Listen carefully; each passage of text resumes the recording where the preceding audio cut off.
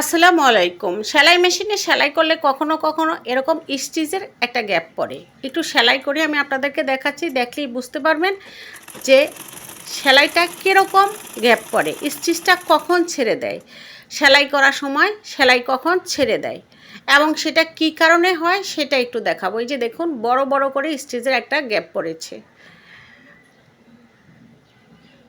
একটু ভালোভাবে দেখুন। একটা সুতা যদি ছেড়ে দেয় তাহলেও কিন্তু সেলাইটা খারাপ হবে।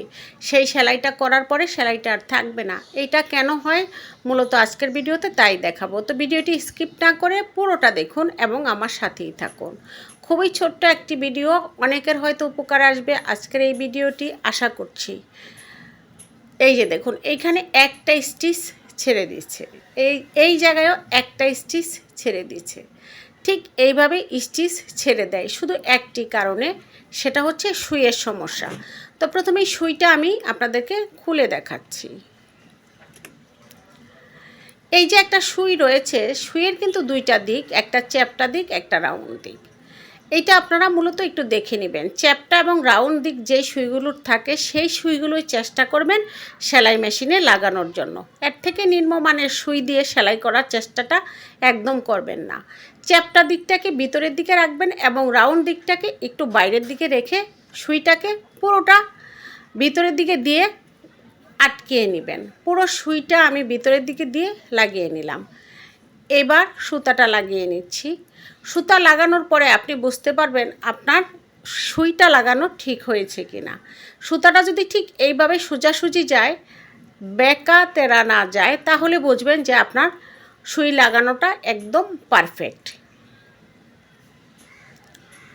সুইটা লাগিয়ে এবার আমি আপনাদেরকে একটু সেলাই করে দেখাচ্ছি। তার আগে যদি সেলাই খুলতে হয় কিভাবে আপনারা খুলবেন সেটা একটু দেখে নিন। এক পাশ থেকে একটু সেলাই উল্টো করে এভাবে টেনে নেবেন, ঠিক একইভাবে অপর পাশ থেকেও একটু টেনে নেবেন। যারা নতুন রয়েছেন, অনেকে সেলাই খুলতে পারেন না, তাদেরকে বলছি এইভাবে এপাশ ওপাশ করে যদি সেলাই টেনে টেনে একটু খুলেন, দেখবেন যে খুব দ্রুত সেলাইটা খোলা হয়ে গিয়েছে। পুরো সেলাইটা খুলে আমি আপনাদেরকে সেলাইটা করে দেখাচ্ছি।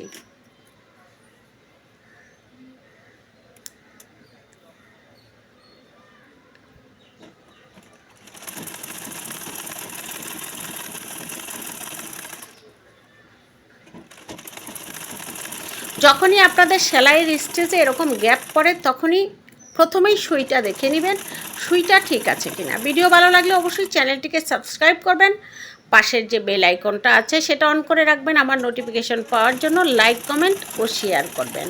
এবার আমি আপনাদেরকে দেখাচ্ছি এই স্টিচটা কেমন হয়েছে।